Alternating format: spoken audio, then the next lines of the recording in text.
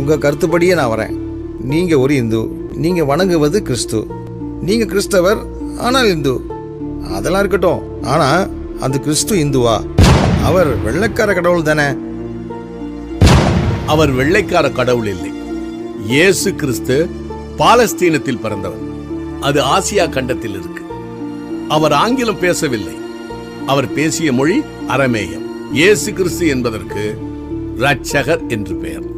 அவர் உலக இரட்சகர் என்று வேதாகமம் சொல்லுவார். அப்போ நீங்க சொல்றபடி பார்த்தா அவர் இந்தியர்களுக்கு மாத்திரம் கடவுள் அல்ல, அவர் உலகத்தின் கடவுள் என்றால் ஏன் இந்தியாவில் அவரை முக்கியப்படுத்துறீங்க?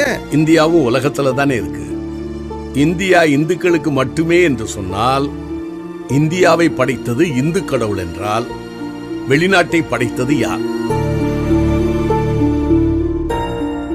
இந்து மதம் என்றால் இந்திய